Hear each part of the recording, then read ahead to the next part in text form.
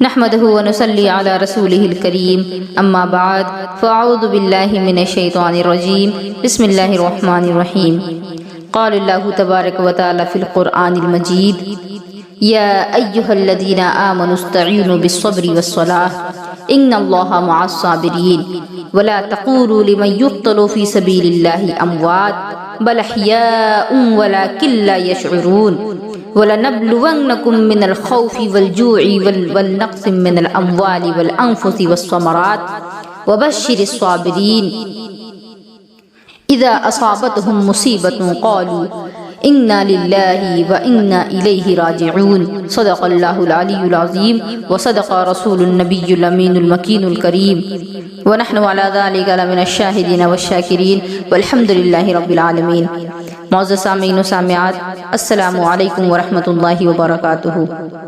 ابھی میں نے آپ لوگوں کے سامنے قرآن مقدس کی سورہ بقرہ سے چند آیتیں آپ کے سامنے پیش کی، جس میں اللہ رب العزت صاف طور پر فرماتا ہے یا ایھا الذین آمنوا استعینوا بالصبر والصلاۃ، کہ اے ایمان والوں، اللہ رب العزت نے خاص کر دیا مسلمانوں کو، مومنوں کو، کہ اے ایمان والوں مدد چاہو صبر سے اور نماز سے۔ صبر سے مراد یہاں روزہ ہے اور صلاۃ یعنی کہ نماز۔ تو نماز اور روزہ جو ہے، اس کے ذریعے سے انسان مدد طلب کر سکتا ہے اللہ رب العزت کی، اور آج ہمیں اللہ کی مدد کی بہت زیادہ ضرورت ہے، اور خاص طور پر فلسطین کے مسلمانوں کے لیے اللہ کی مدد بہت زیادہ درکار ہے۔ تو ہمارے اوپر یہ ذمہ داری بنتی ہے کہ ہم ان کے لیے دعائیں کریں، اور نماز اور روزوں کے ذریعے سے ان کے لیے اللہ رب العزت کے سامنے فریاد کریں اور دعائیں کریں، تاکہ اللہ رب العزت ان کے حق میں ہماری دعائیں قبول فرمائے۔ اللہ رب العزت قرآن مقدس میں فرماتا ہے ان اللہ مع الصابرین، کہ بے شک اللہ صبر کرنے والوں کے ساتھ ہے۔ آج اگر دیکھا جائے تو ظلم کے پہاڑ توڑے جا رہے ہیں مسلمانوں پر، بچوں پر بھی رحم نہیں کیا جاتا، کسی پر بھی رحم کی کوئی گنجائش نہیں نظر آتی۔ تو اللہ رب العزت کا صاف صاف اعلان ہے کہ بے شک اللہ صبر کرنے والوں کے ساتھ ہے، اور ہمیں سیکھنا چاہیے ان فلسطینیوں سے کہ وہ لوگ کس قدر اپنے ایمان میں مضبوط ہیں، کہ ان کو جب اللہ رب العزت نے حکم دیا، ہم سبھی کو حکم دیا کہ اے ایمان والو مدد چاہو نماز سے اور روزے سے، تو ان کے سامنے موت کھڑی ہے، گولی اور بم برسائے جا رہے ہیں، لیکن اس کے باوجود ان کی نماز ترک نہیں ہوتی، اور نماز ترک نہیں بلکہ نماز جماعت کے ساتھ ادا کی جاتی ہے۔ لیکن آج اگر ہم اپنے گریبان میں جھانک کر کے دیکھیں، اگر خود کا مشاہدہ کریں، خود کا محاسبہ کریں، تو ہمیں پتہ چلتا ہے کہ سکون کے ساتھ زندگی کٹ رہی ہے، نہ رزق کی پریشانی ہے، نہ کھانے پینے کا کوئی ٹینشن، نہ ہی کمائی کا ٹینشن، کسی چیز کی پریشانی نہیں، لیکن اس کے باوجود ہمارے پاس نماز کا وقت نہیں، ہمارے پاس روزے رکھنے کی طاقت نہیں۔ لیکن ان لوگوں سے آپ پوچھیں جا کر کے کہ جن کے سامنے موت کھڑی ہے اور اس کے باوجود وہ نماز کو اہمیت دے رہے ہیں، وہ یہ جانتے ہوئے کہ اگر اس جگہ پر میں رک گیا تو پھر مجھ پر کہیں سے بھی بم آ کر گر سکتا ہے، کہیں سے بھی فائرنگ ہو سکتی ہے، لیکن اس کے باوجود وہ ان چیزوں کو اہمیت نہ دے کر کے نماز کو اہمیت دیتے ہیں، اور جہاں نماز کا وقت ہو گیا اسی جگہ پر سر بسجود ہو کر کے اپنے رب سے راز و نیاز کی باتیں کرنا شروع کر دیتے ہیں، کیونکہ اس مصیبت کی گھڑی میں، اس مشکل گھڑی میں اللہ کے سوا کوئی مددگار نہیں، اور ہم اتنی دور سے رہ کر کے ان کے لیے بظاہر کچھ نہیں کر سکتے، لیکن اتنا تو کر ہی سکتے ہیں جو اللہ نے ہمیں سکھایا، ہمیں حکم دیا کہ نماز اور روزوں سے مدد چاہو۔ تو ہمیں مدد چاہیے، تو ہمیں چاہیے کہ ہم نمازیں ادا کریں اور روزے رکھیں، ان مسلمانوں کے لیے اللہ رب العزت سے دعائیں کریں، تاکہ ہماری دعاؤں کے صدقے میں ان کی مصیبتیں دور ہوں، ان کی پریشانیاں آسان ہوں۔ فلسطین کے ایک بچے نے اپنے ننھے ننھے ہونٹوں سے کہا کہ ہر جگہ نماز 5 وقت کی پڑھائی جاتی ہے، لیکن ہمارے یہاں 6 وقت کی نمازیں ہوتی ہیں۔ پوچھا گیا کہ کون کون سی نمازیں؟ تو بچے نے کہا فجر، ظہر، عصر، مغرب، عشاء اور ایک نماز جنازہ۔ ہر دن نماز جنازہ وہاں پڑھائی جا رہی ہے۔ اللہ اکبر! کیا ان سے بھی زیادہ کوئی مظلوم ہو سکتا ہے آج کے اس دور میں؟ لیکن اس کے باوجود ان کا یقین خدا پر اتنا ہے کہ ان سب کو برداشت کرتے ہوئے وہ اپنے ایک سجدے کو بھی ترک نہیں کرتے۔ لیکن آج ہم اگر اپنے آپ کو دیکھیں تو ہمیں کیا ہو گیا ہے؟ رات رات بھر آرام سے بستروں پر پڑے ہیں، اور صرف پڑے ہی نہیں بلکہ موبائل پر زنا کے مناظر دیکھ دیکھ کر کے اپنے نامہ اعمال کو سیاہ کر رہے ہیں۔ تو اگر اس طرح کے گناہ کرنے کے بعد اگر ہم ان گنہگار زبانوں سے دعائیں کریں تو کیا ہماری دعائیں قبول ہو سکتی ہیں؟ آپ خود ہی غور کریں، ہماری راتیں زنا کے مناظر دیکھتے ہوئے گزر رہی ہیں، نوجوانوں کی راتیں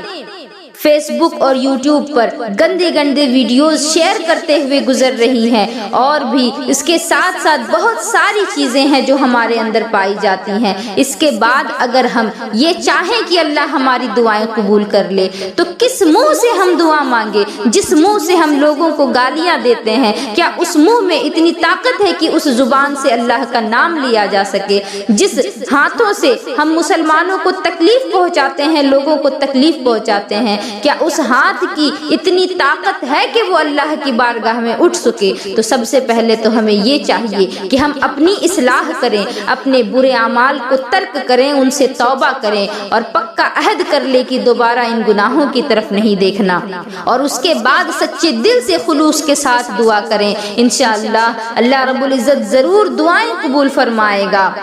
اور میں کہنا چاہوں گی ہماری قوم کے نوجوانوں سے کہ اے میرے قوم کے نوجوانوں، فلسطین میں جو ظلم کا ننگا ناچ ہو رہا ہے، کیا وہ ہمیں بیدار کرنے کے لیے کافی نہیں؟ دلوں میں امت کا درد رکھنے والے ہر رات اس بے چینی میں بستروں پر لیٹتے ہیں کہ پتہ نہیں صبح اٹھیں گے تو کون سی بری خبر سننے کو ملے گی فلسطین کے متعلق۔ آپ مجھے بتائیں کب مسلمان بیدار ہوگا؟ کیا اب بھی نہیں ہوگا؟ اب بھی راتوں کو زنا کی فلمیں دیکھی جائیں گی؟ اب بھی کانوں میں ایئر فون لگا کر کے گانے سنے جائیں گے؟ کیا اب بھی عورتوں کو گندی نظروں سے دیکھا جائے گا؟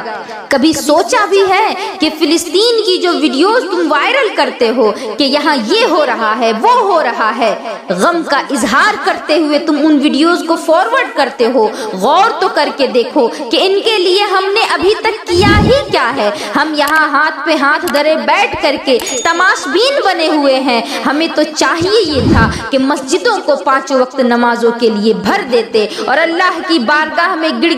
گڑا کر کے دعائیں مانگتے، کیونکہ میرے آقا علیہ الصلوۃ والسلام کا فرمان ہے کہ دعا مومن کا ہتھیار ہے۔ ہم اگرچہ ان سے بہت دور ہیں، اتنی دوری سے ہم ان کی کوئی مدد بظاہر تو نہیں کر سکتے، لیکن ان کے لیے دعا کر سکتے ہیں، اور دعا کو ہمارا ہتھیار بنایا گیا۔ تو جب وہ لوگ ہمارے خلاف ہتھیار اٹھا رہے ہیں تو ہمیں بھی چاہیے کہ ہم ان کے خلاف دعاؤں کو ہتھیار بنائیں اور اللہ رب العزت سے دعائیں کریں کہ مسلمانوں کی مدد بھیجے۔ بیچاری کئی روز سے دم توڑ رہی ہے، بیچاری کئی روز سے دم توڑ رہی ہے، ڈر ہے کہ خبر بد میرے منہ سے نہ نکل جائے۔ تقدیر تو مبرم نظر آتی ہے وہ لیکن، تقدیر تو مبرم نظر آتی ہے وہ لیکن، ایران کلیسا کی دعا ہے کہ یہ ٹل جائے۔ اللہ اکبر! مسجد اقصی کی حالت کو دیکھا جائے تو ہر روز وہ دم توڑ رہی ہے، اور ہمیں یہ ڈر بھی ہے کہ کہیں ایسا نہ ہو کہ یہودیوں کا جو مقصد ہے وہ فوراً ہی پورا نہ ہو جائے۔ لیکن اللہ رب العزت کا جو فرمان ہے وہ تو ہو کر کے ہی رہے گا، لیکن اس کے باوجود دنیا کی جو سازشیں ہیں، جو حالات ہیں، اس کو دیکھ کر کے تو ہر وقت یہ ڈر لگا رہتا ہے کہ کہیں ہم مسجد اقصی کو کھو نہ دیں، کہیں ہم ان لوگوں کو نہ کھو دیں جو ابھی تک اس کی نگہبانی کر رہے ہیں اور اس کی حفاظت کر رہے ہیں۔ حدیث پاک میں آتا ہے، حضرت عبداللہ ابن حارث رضی اللہ تعالیٰ عنہ فرماتے ہیں کہ حضور اکرم صلی اللہ تعالیٰ علیہ وسلم نے ارشاد فرمایا کہ مشرق کی طرف سے وہ قوم آئے گی جو عرب میں مہدی کی حکومت قائم کرے گی۔ امام مہدی تو سبھی ان کے انتظار میں ہیں، ہر کوئی چاہ رہا رہا ہے کہ امام مہدی کا ظہور ہو جائے، لیکن امام مہدی کے آنے سے پہلے ابھی بہت ساری قیامت کی نشانیاں ہونی باقی ہیں۔ مسجد اقصی کے لیے، فلسطین کے مسلمانوں کے لیے، ہر کوئی امام مہدی کے لیے انتظار کر رہا ہے۔ اور یاد رکھیں کہ امام مہدی سے پہلے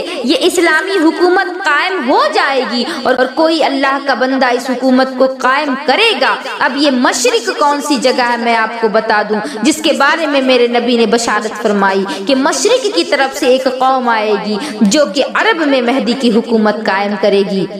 عرب کا جو مشرقی علاقہ ہے اس میں ایران آتا ہے، افغانستان آتا ہے، پاکستان بھی آتا ہے، اور اگر تھوڑی دور تک اور جایا جائے تو پھر ہندوستان کا بھی کچھ علاقہ اس میں آتا ہے، اور یہ ہے عرب کا مشرق۔ اس علاقے سے فوجیں جائیں گی، ان کا مطلب یہ ہے کہ ان میں سے کسی جگہ پر بھی خلافت جو ہے، یعنی جو میرے نبی کی حدیث ہے کہ قیامت سے پہلے خلافت راشدہ دوبارہ قائم ہو کر کے رہے گی، تو خلافت راشدہ انہی علاقوں میں سے کہیں پر سب سے پہلے قائم ہوگی، اور یہاں سے فوجیں چلیں گی تو پھر عرب میں امام مہدی کی حکومت کی نیو رکھی جائے گی۔ یہ حدیث پاک ابن ماجہ میں روایت کی گئی، اور حضرت ابو ہریرہ رضی اللہ تعالیٰ عنہ ترمذی شریف میں روایت فرماتے ہیں کہ خراسان کے علاقے سے سیاہ جھنڈے لے کر کے فوجیں آئیں گی اور ان کا رخ کوئی موڑ نہیں سکے گا یہاں تک کہ وہ مسجد اقصی میں جا کر کے جھنڈے نصب کر دیں گی۔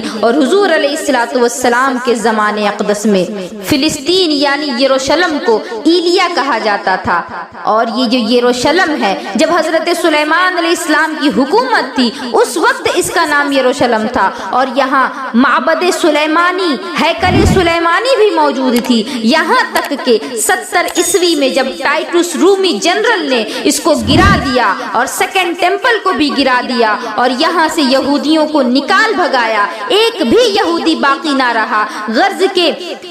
مسجد اقصی کے ارد گرد آبادی بالکل ختم کر دی گئی۔ اس کے قریب 150 سال کے بعد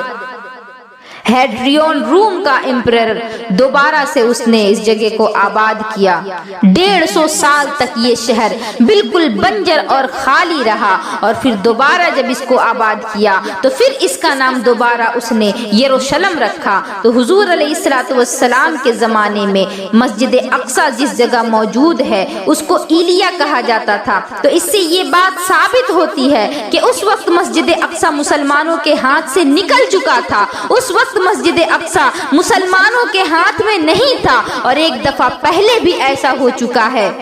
سن 1099 میں بھی مسجد اقصی مسلمانوں کے ہاتھ سے نکلی تھی، عیسائیوں نے اس پر قبضہ کر لیا تھا، لاکھوں مسلمانوں کو مار ڈالا، ان کے سروں سے پہاڑ بنا ڈالے۔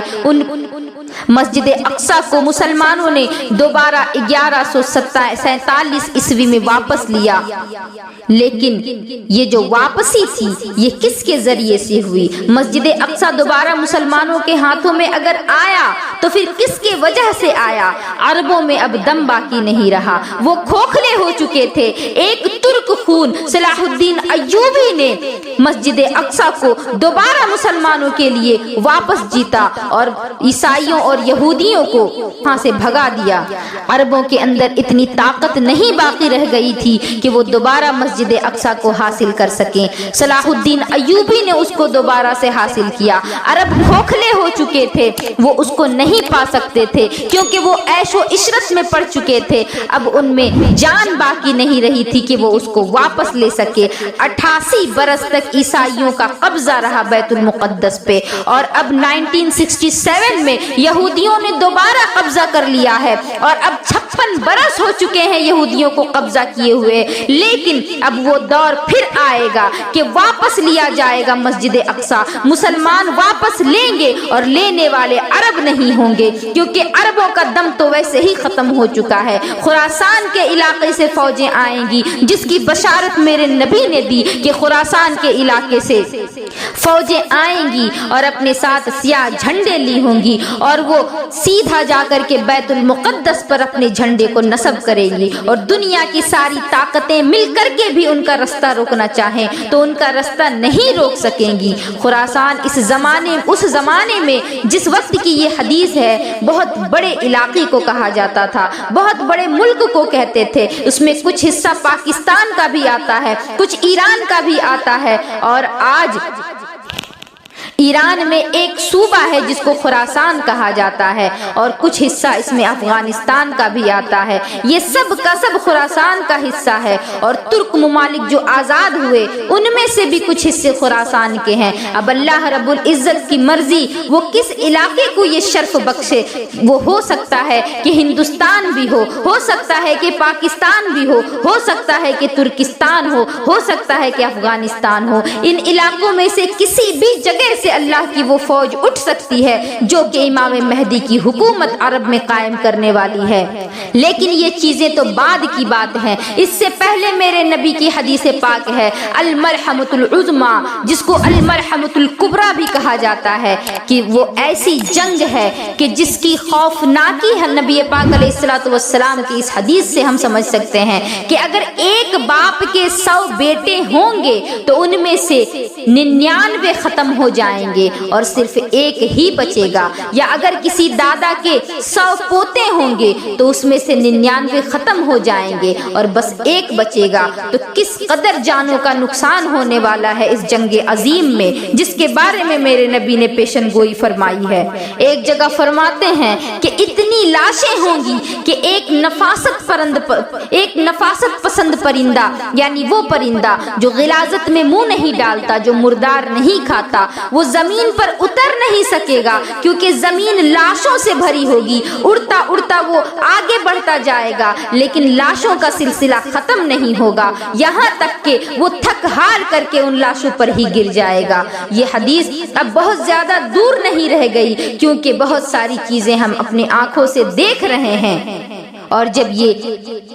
الملحمۃ العظمی واقع ہوگی تو اس جنگ کے نتیجے میں گریٹر اسرائیل بنے گا، یعنی اسرائیلیوں کا ایک بہت بڑا علاقہ اسرائیلیوں کے نام پر آ جائے گا، اور پھر وہ دوبارہ سے 3rd ٹیمپل بنائیں گے جس کو ٹائٹوس نے گرا دیا تھا، اور اس کے لیے مسجد اقصی کو بھی گرائیں گے۔ یہ ساری چیزیں ہو کر کے رہیں گی، مسلمانوں سے مسجد اقصی ان کے ہاتھوں سے جانے والا ہے، لیکن ہمیں چاہیے کہ اللہ رب العزت سے ہم دعائیں کرتے رہیں۔ ہمیں جو حدیث پاک میں باتیں بتائی گئی ہیں ہمیں اس پر یقین رکھنا ہے کہ اللہ رب العزت دوبارہ مسلمانوں کو قوت عطا فرمائے گا اور دوبارہ بیت المقدس پر اسلام کا پرچم لہرائے گا۔ لیکن ان سب کے لیے ہمیں پہلے اپنے ایمان کو مضبوط کرنا ہوگا، ہمیں اپنے اندر ہمت پیدا کرنی ہوگی۔ وہاں کے لوگوں کو دیکھیں، ان کا ایمان کتنا مضبوط ہے کہ گولیاں چلائی جا رہی ہیں ان پر، لیکن وہ اس حالت میں بھی جان کی پرواہ کیے بغیر نماز ادا کر رہے ہیں۔ میسائل بلاسٹ ہونے کی آوازیں آ رہی ہیں تو بچوں کو سمجھا رہے ہیں کہ پٹاخے پھوٹ رہے ہیں تاکہ بچوں کے دل میں ڈر پیدا نہ ہو۔ لیکن ہمیں کیا ہو گیا ہے، ہم امن اور سلامتی کے باوجود نمازوں سے غافل بیٹھے ہیں۔ بچے بلک رہے ہیں، کوئی بھوک سے تڑپ رہا ہے تو کوئی درد سے کراہ رہا ہے۔ شہادت اتنی ہو رہی ہے کہ ایک گڈھے میں سینکڑوں کو دفنا دیا جا رہا ہے۔ زمین کی تنگی ہو گئی، کفن نہیں مل رہا، نہ ہی زمین مل رہی ہے دفن کے لیے، نہ ہی کفن مل رہا ہے کفنانے کے لیے، اور جو لوگ زندہ بچ گئے ہیں ان کے لیے نہ کھانا مل رہا ہے نہ ان کو پانی میسر ہو رہا ہے۔ اتنی زیادہ شہادتیں ہو رہی ہیں کہ لوگ تھک گئے اور مشینوں کو کام پر لگا دیا، مشین سے زمین کھودی جا رہی ہے اور مردوں کو ساتھ ہی ایک گڈھے میں دفن کر دیا جا رہا ہے۔ ماں کے پیٹ میں بچے دم توڑ رہے ہیں، ہاتھوں پر لاشیں لیے بھی خدا کا شکر ادا کرتے ہیں اور کہتے ہیں کہ حسبنا اللہ و نعم الوکیل، نعم المولا و نعم النصیر، اور ہم بے فکر اپنے گھروں میں پڑے ہیں۔ اگر ہم ان کے لیے کچھ نہیں کر سکتے تو اتنا تو کر ہی سکتے ہیں کہ ان کے لیے دعا کریں اور ان کا درد اپنے دلوں میں جگائے رکھیں، تاکہ ہمیں موقع اگر ملے، اللہ رب العزت اگر ہم سے یہ خوش نصیبی اگر اللہ رب العزت ہمیں عطا فرمائے تو ہم بھی جا کر کے فلسطین اور مسجد اقصی کے لیے اپنی جان دینے سے گریز نہ کریں، لیکن یہ ساری چیزیں اس وقت ہوں گی جب ہم خود کو بیدار کریں گے، جب اپنے اندر ہم جذبہ ایمانی پیدا کریں گے۔ اسی لیے ہمیں چاہیے کہ گھروں میں دین کا ماحول نافذ کریں، بچوں کے اندر عشق رسول ڈالیں، مسجد اقصی کی کہانیاں انہیں سنائیں، کربلا بچپن سے ہی ان کے ذہن میں اتار دیں تاکہ ان کے دل سے دنیا کا خوف نکل جائے، اور اگر دل میں خوف ہو تو صرف خدائے رب ذوالجلال کا خوف ہو، اور اس خوف کے بنا پر وہ بڑی سے بڑی فتح حاصل کریں۔ وما علینا الا البلاغ۔ السلام علیکم ورحمۃ اللہ وبرکاتہ۔